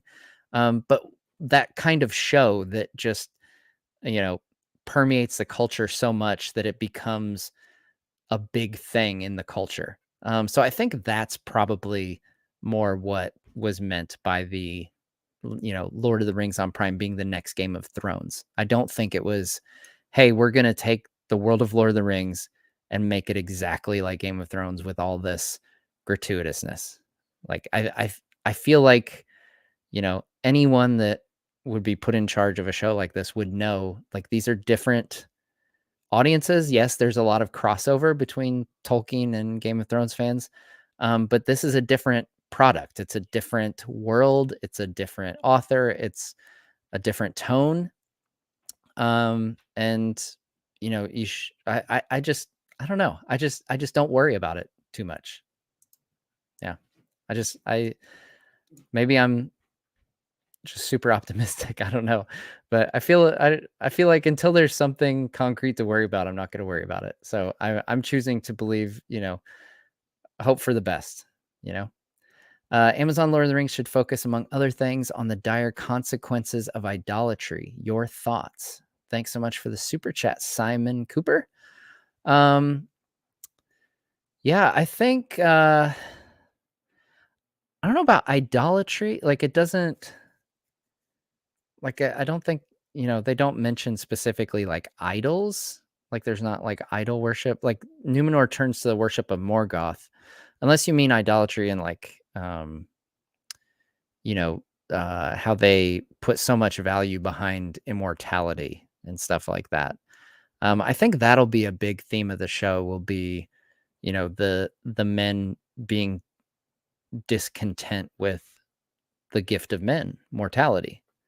And yeah, I think that'll be a big theme of the show. Will be, um, that whole Numenor. I look for Numenor to be a big part of the show. And that might sound like, well, duh, yeah. But I think that's where a lot of the um, emotional and most compelling stories will be coming from, because that is such a, because men are relatable, like, it makes sense. I was having this conversation with, I think it was one of the other Tolkien channels. Like, the thing with elves is, like, they're immortal and we can't really as easily grasp onto that. But anyone, all of us, we're all mortal. Like, we can understand what that bitterness of mortality is like. So we can kind of empathize a little bit with, you know, especially if we see it in action in the show, like, where people lose loved ones and it drives them to, covet the immortality of elves. Like, that could be some powerful stuff. But yeah, I think we'll definitely get, the faithful versus the king's men. I think will be, some really cool stuff to see, like Numenor, falling from within. Yeah. Voice of the Rings, congratulations on 400K. You deserve it, friend. Thanks so much. Voice of the Rings, still hanging out. Love it. We'll go for a little bit longer, maybe another 10 minutes or so. I got to get this video edited, guys. Got to get you this video for Saturday. Do you think we'll see any Black Numenorians in the Amazon show? Probably, because the Black Numenorians, they're the ones who, well, shoot, there's likely 3 of them are ring wraiths. So yeah, I could totally see that. And that's also likely with the Mouth of Sauron. He was a Black Numenorian. Yeah, so they were, for those unfamiliar, they came from the King's Men. So I would look for them to come. Obviously, the King's Men will play a part, but I don't know if they'll address them as Black Numenorians, or we'll just know that that's what they are. But yeah, they'll probably pop up in the definitely in the later half of the show, I'd expect, when the last alliance, perhaps. But yeah, I hope we'll see the Haven of Umbar, because that's kind of a big port city for the King's Men faction, so the Black Numenorians. Yeah, I think that'd be cool. So if you haven't seen it, you should go watch my History of Numenor video, because I go into pretty much an entire timeline of Numenor, but explains how Numenor used to be like this great, wonderful, like shining beacon of the world of men kind of thing. But then they slowly fall. And along the way, what used to be good relationships with places like Umbar, they put themselves up above them as like lords, and make them pay tribute and stuff like that. And so yeah, that'd be some interesting stuff to see for sure. Mark Houseman, you rock, man. Love the passion for this world. Absolutely. Well, thanks for sharing in the passion, man. That's what it's all about. This is I firmly believe that this is the greatest fantasy world ever created. And I love the fact that we get to share in it together. We get to talk about it all the time. I am infinitely grateful that you guys have provided me this channel and the way it's grown. It's all because of you guys watching these videos and liking these videos and everything. And it is my absolute favorite fantasy world, and always will be, I'm sure. And yeah, I'm so thankful for this community that we can all, just dive into this world together. Paul Capelli, thanks for the super chat. Your analysis of the Silmarillion is very much appreciated. I look forward to your analysis on the Amazon series. Keep it up, nerd. Thanks so much, Paul. Yeah, I've got some fun things planned when the Amazon series comes out. I'm pumped for it. Yeah, we'll definitely have some stuff that'll be Amazon Lord of the Rings on Prime specific as the date gets closer. I can't wait till the trailer comes out, because I'm pretty sure the internet may never recover. Like, it might break the internet, as they say. Do they still say that? I don't know. They used to. I know that was the second Wreck-It Ralph movie, which I really like. Wreck-It Ralph. Ralph breaks the internet. Good stuff. Angel, thanks so much for the super chat. Congratulations again on 400K. You really deserve this. Thanks so much, Angel. Angel, another one of our awesome Patreon supporters. Very, very fun. Thanks so much. Ranger of the North, another one who's been around here quite a while. My Govanen, sorry too late. What's new? Big congrats on 400K subs. All kinds of stuff is new, man. We were just going over how crazy old all these elves are a little while ago. So you'll have to circle back and see how Galadriel's, what do we say, like 27,000 years old if you go by the new calculations in Nature of Middle-earth? It's crazy. Excellion of Zune. Only you can make me watch a video about the lineage of trees. I wasn't sure how that video would go over. So if you're not familiar, that's the video on the two trees of Valinor and the white trees of Gondor. And I guess I didn't think about it at the time, but it is basically the lineage of trees when you boil it down. Yeah, so I'm glad that it was entertaining enough. It actually performed really well, so I was glad to see that people were interested in trees. Treebeard would be proud that you guys watched it. Viking Lord, thank you so much for the $20 super chat. Congrats, nerd. Very much enjoying your work. Well, thank you, Viking Lord. Glad you're enjoying the channel. Paul Martin, just curious, are orcs inherently evil? Does Tolkien explain if orcs can be redeemed in any way? So this is like a really good debate, slash theory question. Like the simple answer, and like, I think, the answer that's easier to live with for sure would just be, yes, orcs are just evil and we don't need to think any more of it. But it's definitely something that Tolkien, I don't know if you'd say struggled with, but he definitely, was thinking about it in his later life. Whether because I think as a Catholic, with his faith, like it would be, it would probably felt a little backwards to him to say that anyone was beyond hope, that anyone was irredeemable, just because that's so antithetical to his beliefs. Um, so yeah, it's a great question. We could probably talk for like 2 hours just on this question. But yeah, I kind of like crazy theories that I throw around. One of them was like, well, what if when Morgoth took these elves and tortured them into orcs? Like, what if you know it actually killed those elves and their souls went to the halls of Mandos or something, and he instead like trapped spirits in them? Like, we know that that's how werewolves came to be. They're evil spirits trapped in, um, like the wolves of Morgoth. Sauron traps evil spirits in the wolves of Morgoth. So yeah, all that to say, sorry, we could talk about this, like I said, for ages if we really wanted to. But it could be a really intense discussion. Um, but yeah, it'd be a great discussion. So I don't know, maybe a future live stream, we'll get some philosophers in here and really go to town on that one. J Lopez 47, recent subscriber. Thanks for the great content. Thanks so much, J Lopez.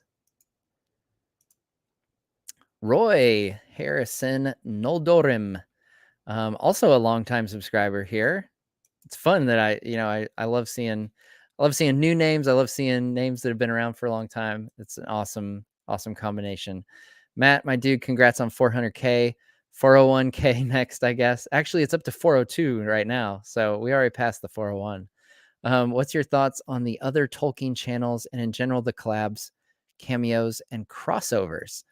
Man, I honestly, I think you've if you watch any of the other channels, you probably hear the same thing from all of them. We get along really well. Like, um, I don't have a pulse for like how other fandoms are in terms of how channels get along. I know I've heard of feuds in some fandoms between channels and stuff, but we honestly don't have any of that in the Tolkien channels. Like all of us get along really well. We're in a group Discord together, and we're always talking about um, all kinds of stuff. Like some of us are parents, so we're talking about parenthood. We have like um, a thread in the Discord that's talking about Star Wars. We have a Marvel one, so like we're talking about all kinds of stuff.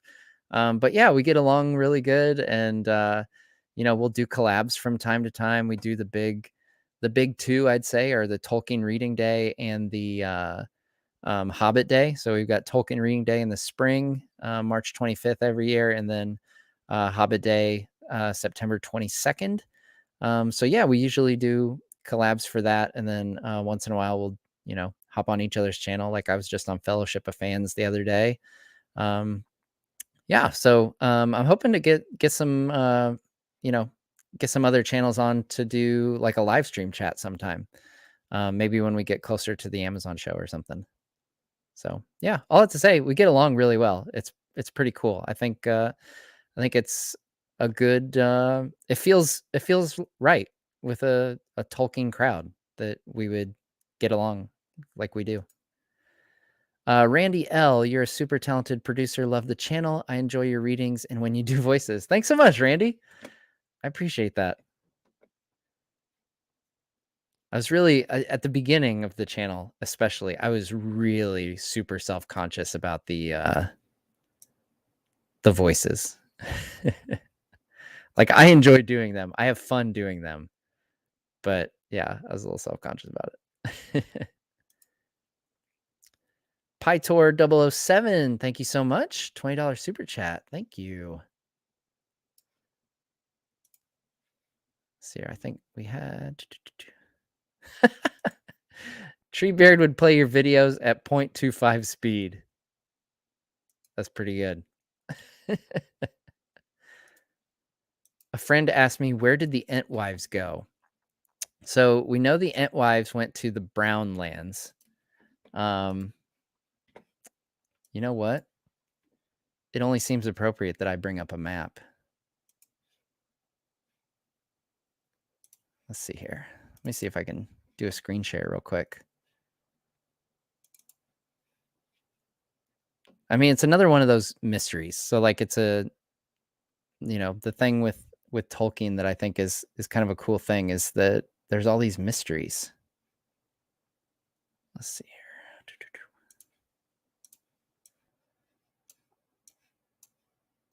All right.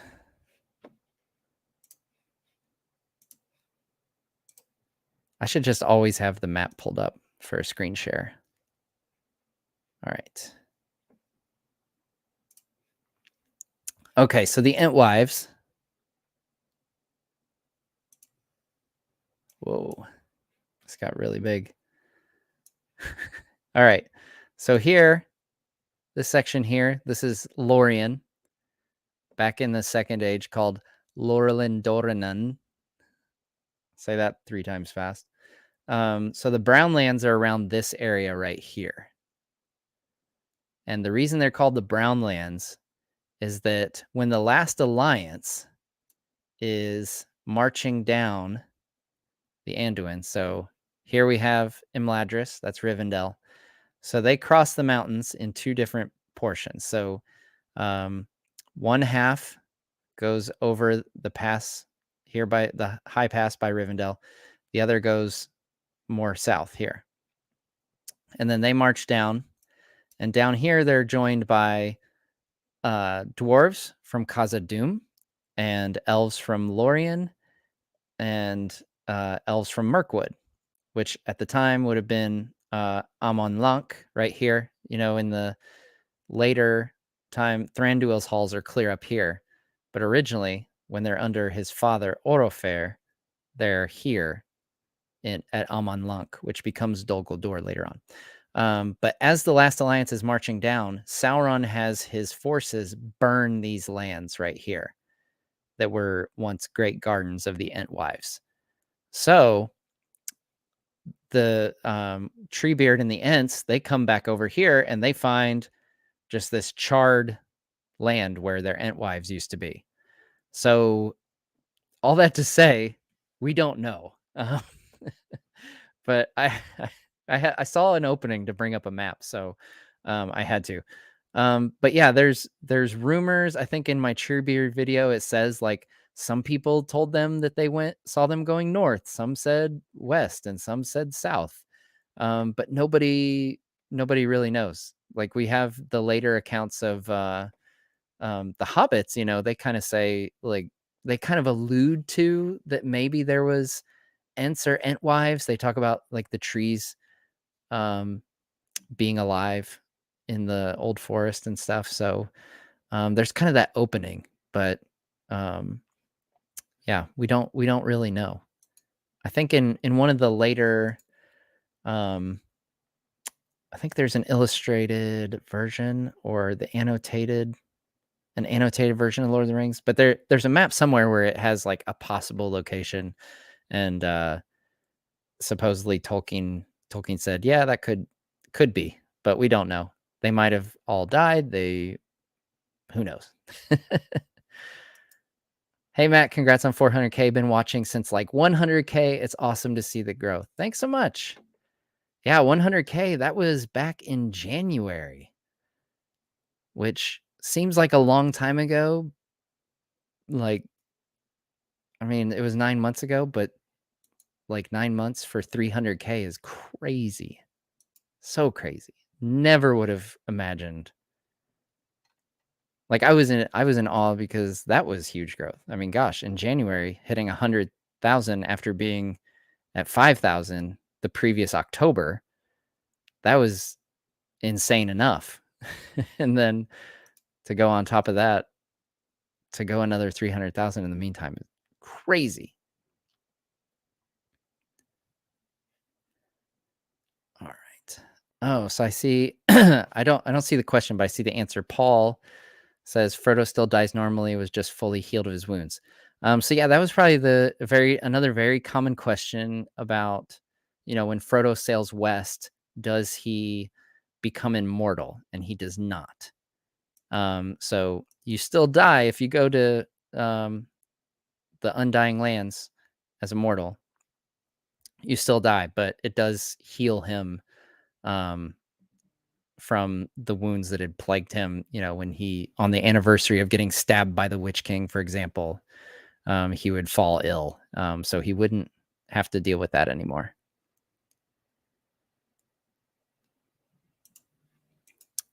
Ethan Wolf, but like, how excited are you for the new show? Are you interested to see how close they get to the books? Yeah, so like I said earlier, I am pumped. Overall, I'm excited for the new show. Um, like I said, when there was like the nudity rumors, I got kind of nervous. Um, and then I heard those rumors were probably false, so I got less nervous. And then I kind of got to a point where I was like, I'm just gonna judge this show when it comes out. Like that sounds like a lot less stressful of a way to approach it instead of worrying about what it's gonna be like before we see anything.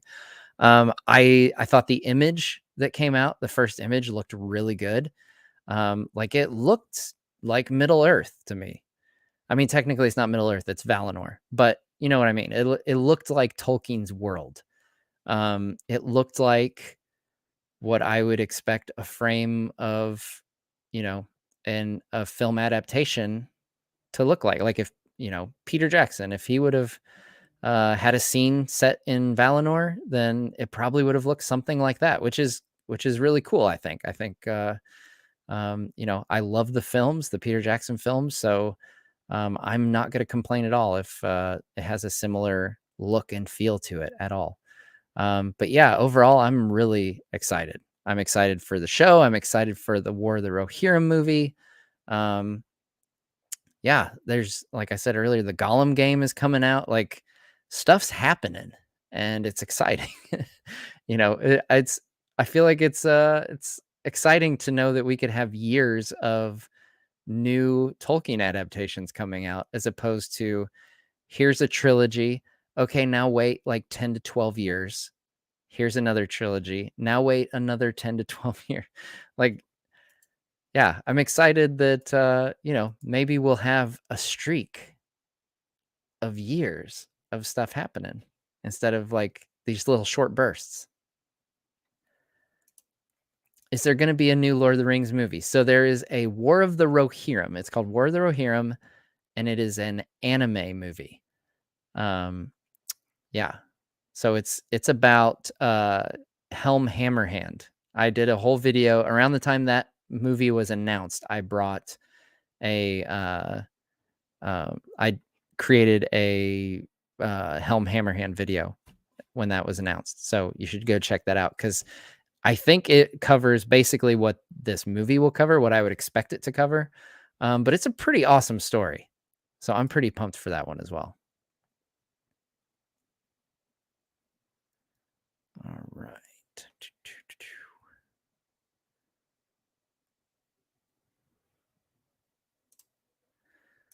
I hope the show and animated movie will be in the same Peter Jackson universe so the designs stay consistent. Yeah, I could see like I feel like there'd be benefit, right? In the show, kind of um I don't even know if it necessarily has to be in the same universe. Um but if it has a similar look and design. We know John Howe, the OneRing.net, they just recently tweeted out and posted that John Howe is officially listed as he's the only concept designer listed for Amazon's show. So it's all John Howe designs, which he and Alan Lee were the two that did the Peter Jackson film. So, I mean, that's a good sign. John Howe's art is amazing. So they're definitely starting with good source material there for sure. Ethan Wolf, thoughts on the new Gollum game? Will you play it? Oh, for sure. Yeah. It has Lord of the Rings in the title. So pretty much locked in to play it for sure. Yeah, I'll definitely try it out. I might do some streams here on the channel when it first comes out. Maybe we'll do a launch day stream or launch week, maybe. Probably shouldn't commit to the very day, but it'd be fun too. We'll see. We'll see what happens. But yeah, a launch day stream would be really fun to do the Gollum game. But yeah, I'll give it a shot. I wasn't 100% like sold on like a fully stealth game. Like I'm usually kind of stealthy in my games, like Shadow of Mordor, Shadow of War. I try to be more of a stealth archer type. Usually when I go into a big crowd and try to fight them all off, bad things happen. So I'm more of the sneak around kind of person anyway. So who knows? This game might be right up my alley.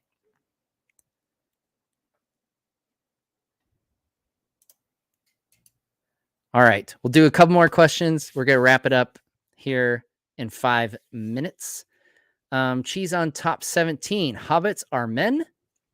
Yes. So hobbits are considered men. So they are thought to have branched out from men sometime in the Third Age, early Third Age. Yeah. But yes, so they also have the gift of men, which is mortality, and they have the most in common with them by far, more than dwarves or elves.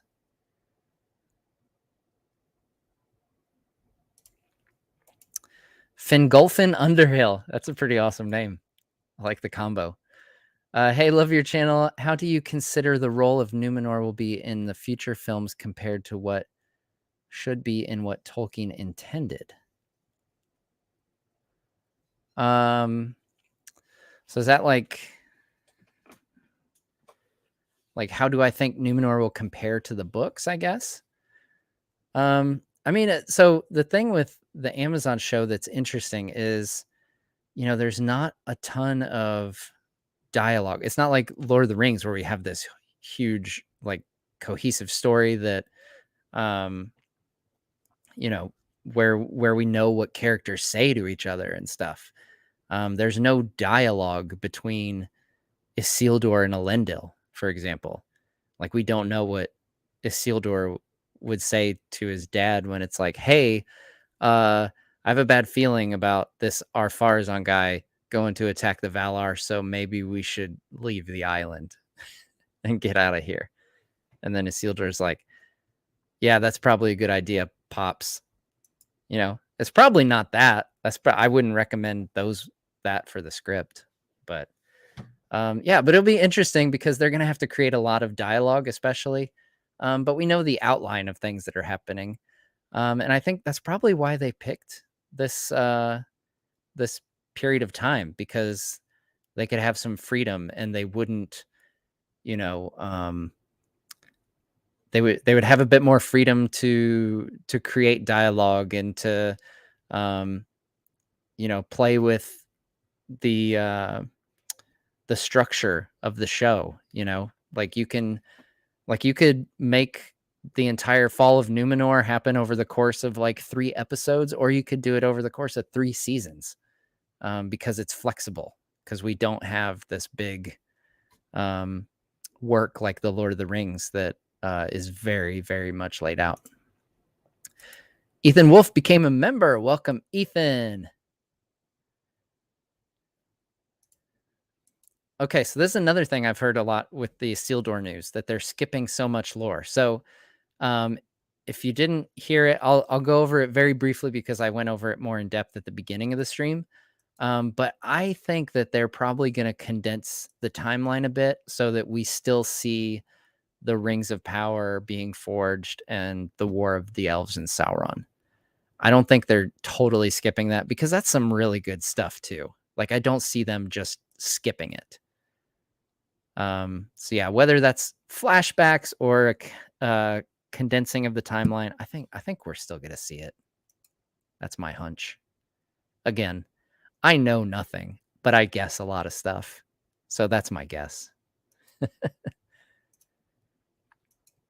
Alicia, love your videos, man. Started watching a couple months ago at 250K. Looking forward to 1 million. What other things from Tolkien's world would you like to see brought to life? Wars of Angmar? Yes. That's a good one. Yeah, I had that question earlier and I didn't think of that. But yeah, the Angmar Wars would be awesome because it explains the fall of Arnor. There's a lot of things that fall, you know?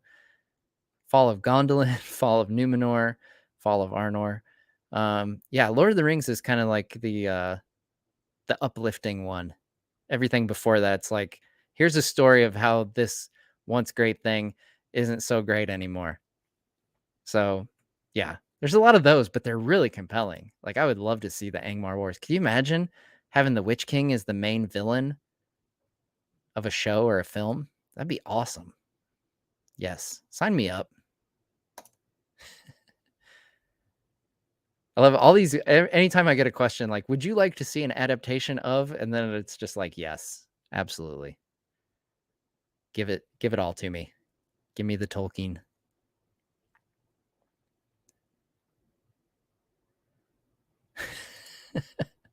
Leah says, I predict Isildur becomes a time traveler and just tours all the interesting events in history. LOL. You should screenshot that in case it comes true. Then you can brag to everybody.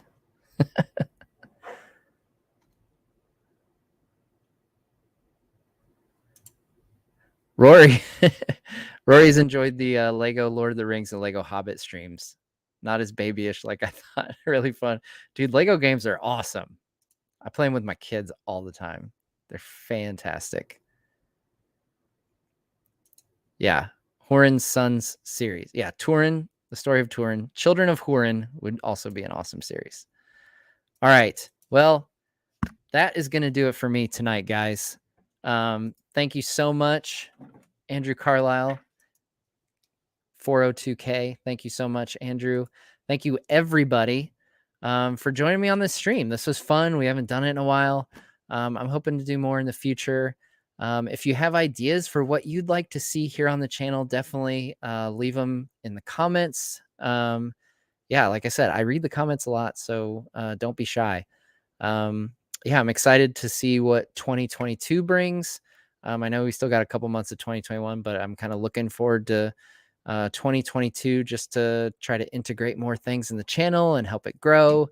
And yeah, I'm going to try to do some cool giveaways for 500K. Whenever 500K happens, we'll have some cool giveaways here on the channel because that will be a huge milestone. 500,000. I can't even imagine the day when we can say that there's 500,000 of us here on Nerd of the Rings. So yeah, we'll have some cool giveaways for that for sure.